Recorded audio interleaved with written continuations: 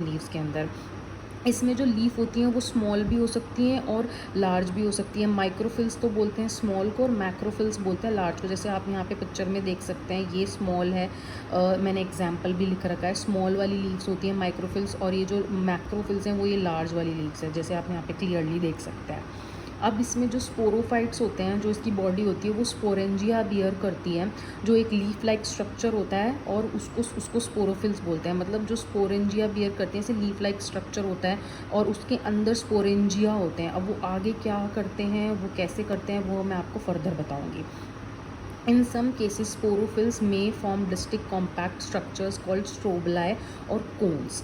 अब जैसे कि मैं आपको इस पिक्चर में दिखाऊं तो आपको बेटर समझ में आएगा कि किस चीज़ की बात करें। देखो ऐसे ये वाले स्ट्रक्चर्स बना लेते हैं कुछ केसेस के अंदर। ये जो स्ट्रोबिलस होते हैं इसके अंदर स्पोरेंजिया होता है, और स्पोरेंजिया का क्या रोल होता है वो हम अभी आगे देखेंगे।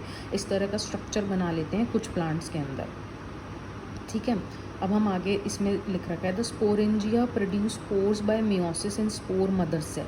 स्पोर्स प्रोड्यूस करता है ये जो स्ट्रक्चर है, जो ये वाला जो स्ट्रक्चर है, इसके अंदर स्पोर्स प्रोड्यूस होते हैं स्पोर मदर सेल से।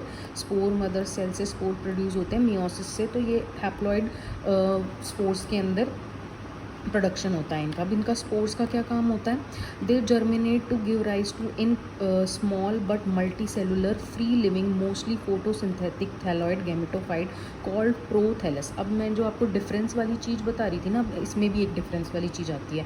अगर आपको वहाँ पे ध्यान हो, जब हमने वहाँ पे पढ़ा था कि वहाँ पे मेन बॉडी गैमेटोफाइट होती है और जो वहाँ की स्पोरोफाइट फिटिक बॉडी होती है वो फ्री लिविंग नहीं थी, वो फोटोसिंथेटिक भी नहीं थी, वो खुद से खुद का खाना नहीं बना सकती थी, उसको दूसरी मेन बॉडी के ऊपर ही सर्वाइव करना पड़ता था, जिसकी वजह से वो अपना न्यूट्रिशन ले पाती थी और वो उसके ऊपर ही रहती थी। पर इसके अंदर चाहे स्मॉल हो बॉडी बट मल्टी सेलुलर है, फ्री लिविंग है और अपना खाना खुद बना लेती है, और इसको प्रोथैलस बोलते हैं। In majority of pteridophytes all spores are similar kinds, मतलब सेम साइज़ के होते हैं, तो उनको हम होमोस्पोर बोलते हैं। पर कुछ प्लांट्स होते हैं जिसके अंदर डिफरेंट टाइप ऑफ स्पोर्स होते हैं, मतलब एक लार्ज है एक स्मॉल है, तो हम उसको हेट्रोस्पोर्स बोलते हैं। ये तो आपको पता होगा, होमो मीन्स सेम होता है, हेट्रो मीन्स डिफरेंट होता है। होमोस्पोरस मतलब सेम साइज़ और हेट्रोस्पोरस मतलब डिफरेंट साइज़ के होते हैं, और ये सेलेग्निना इसका एक एग्जाम्पल है। फिर आता है गैमेटोफाइट बॉडी, जो इनकी है वो किस तरह की होती है, अब हम इसके बारे में देखेंगे। जो थैलॉइड गैमेटोफिटिक बॉडी होती है इनकी, प्रोथैलस इसको बोलते हैं, उसको भी कूल डैम्पी शेडी प्लेस चाहिए होता है ग्रो करने के लिए।